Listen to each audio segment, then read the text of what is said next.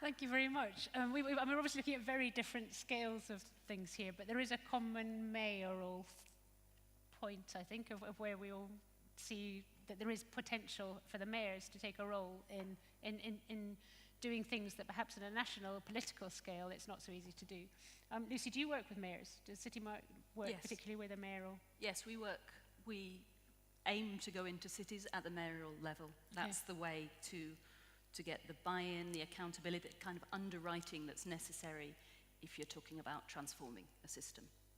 And how open are the mayors to being approached? How does that first contact happen? Do they, I mean, could we advertise your services through a global network of mayors, 6,500, 7,000 mayors, and say, you know, have you heard about Citymart? Absolutely, definitely. That would be a wonderful way. What we do is we go directly to some mayors, some come to us, we network, we talk, we speak to cities, and we start the conversations in that way.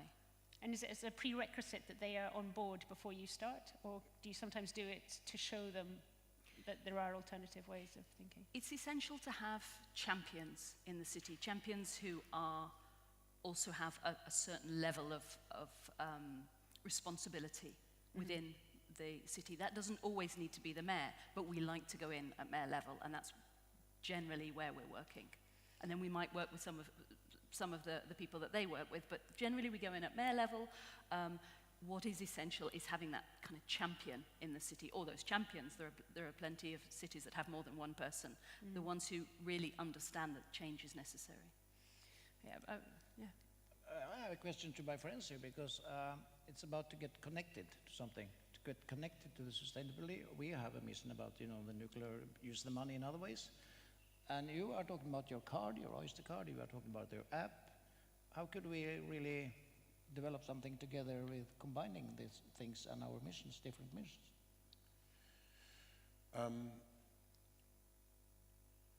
I was listening to what Lucy was talking about and the device that was created in Stockholm, and actually I think I've been contacted by someone in Barcelona who's doing something similar. Maybe he works for you actually. But London is one with the GLA, I don't.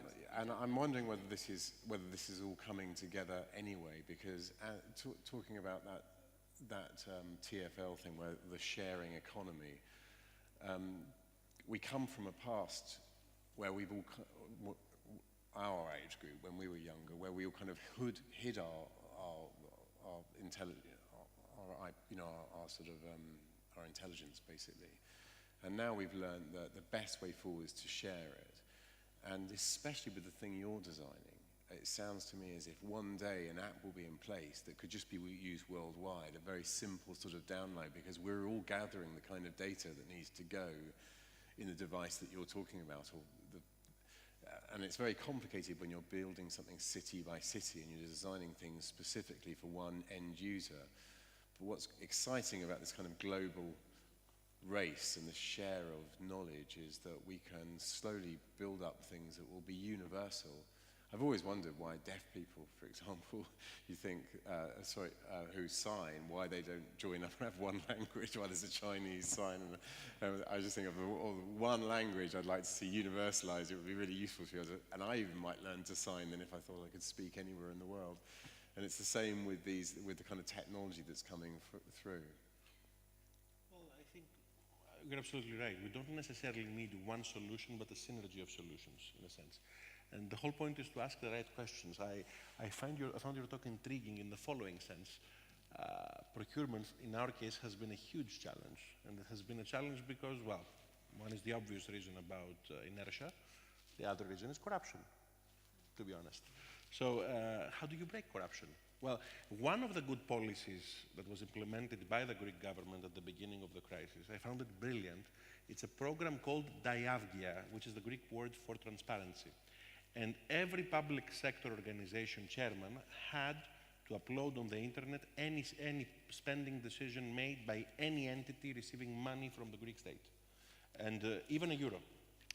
And I found it to be fascinating because I was then running the youth policies of the Greek government, and it changed the way I was signing, to be honest, again. And I was signing documents. Why? Because any sort of MP would call you to ask for favors, or any sort of minister would call you to say, oh, we want this program in my hometown, blah, blah, blah. And then when you knew that this was online, if you were honest, you had the opportunity to say no.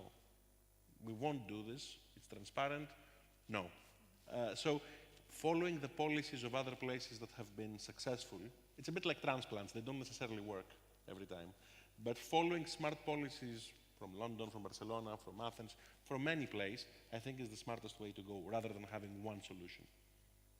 So it's sharing and finding the right model for your particular location. Yes. But there are some common themes within that, like procurement. I mean, you're saying corruption and inertia, whereas in Norway, I think inertia in the public procurement system is a major issue, and they usually say, we can't do it because of the EU rules, or we can't do it because of the rules, but actually it's perfectly possible if you just read the small print. And I think that's something I think you've discovered as well, that it is possible if you just open to think a bit more socially oriented. Yes, people tend to use procurement as an excuse, say procurement is so bureaucratic, so tight, you can't possibly do anything within procurement.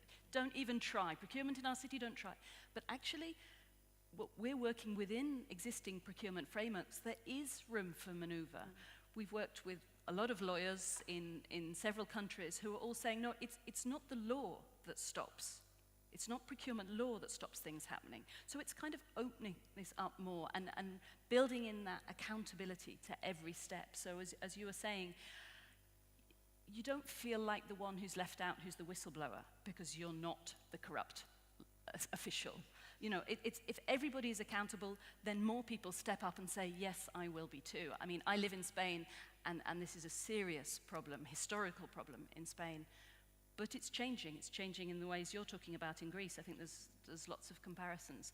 And what we want to do is enable the civil servants, the administrators in our cities, give them a way that they can do this, because they're not all corrupt at all.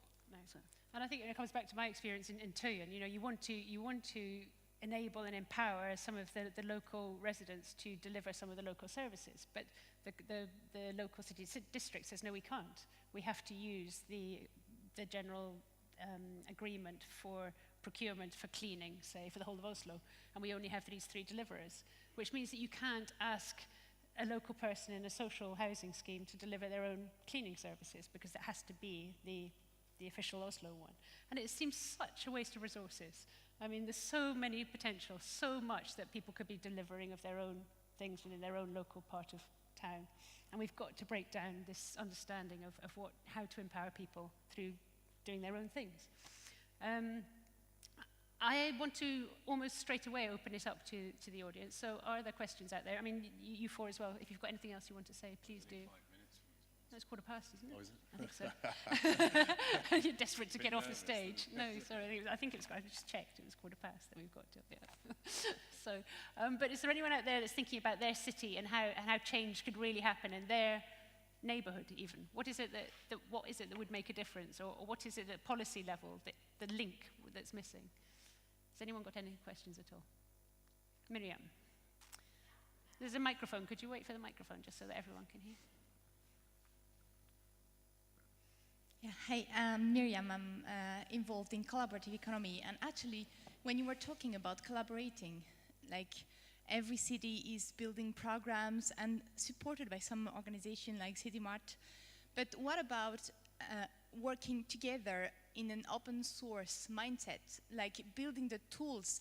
Because all the needs that the city have, they share some needs. Of course, there are some local specifications, but there's so much that could be done to solve the same problems that we face in all the cities by an open source initiatives.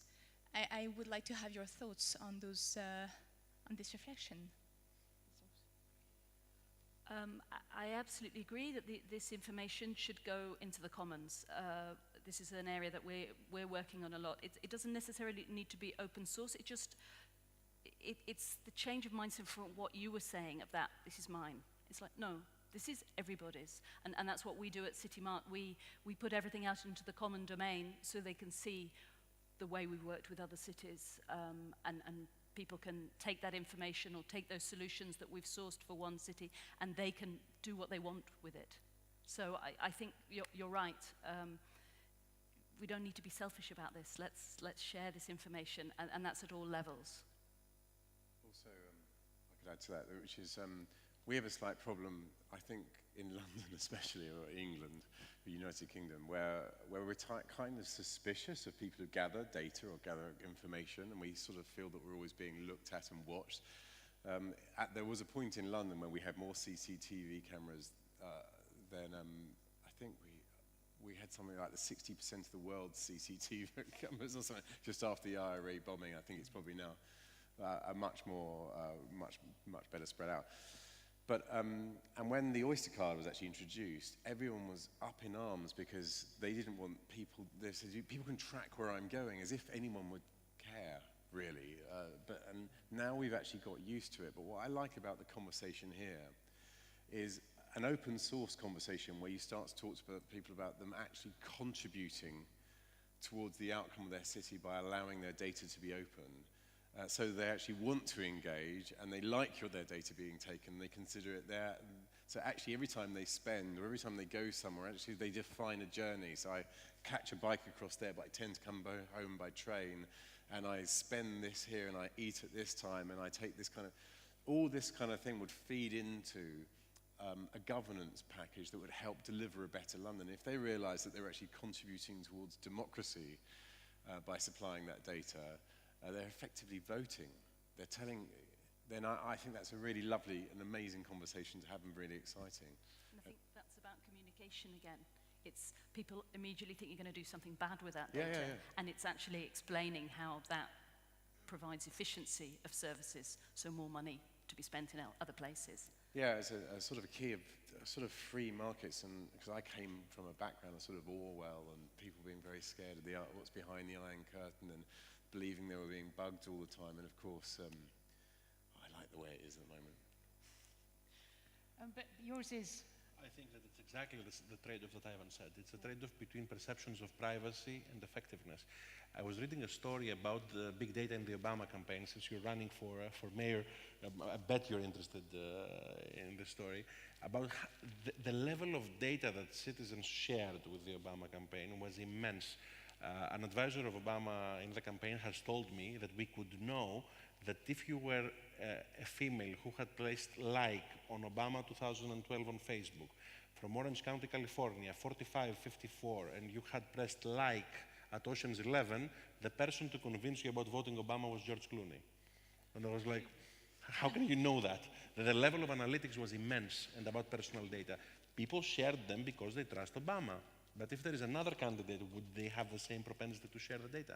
So it's always a trade-off in those situations. Can I just add one thing about open source, and then we'll come to your question, is that Tøyen has its own Coca-Cola, or its own cola. So there's something called Tøyen Cola that has an open source recipe. So you can go in and you can read all about how to make Tøyen Cola. And it's become one of the most popular drinks in Tøyen part of Oslo. We had a big street party last weekend or 2 weekends ago, and it was everybody wanted their own bottle of Tøyen Cola because you can go in and you can buy it. So yes, let's open recipes, and yeah.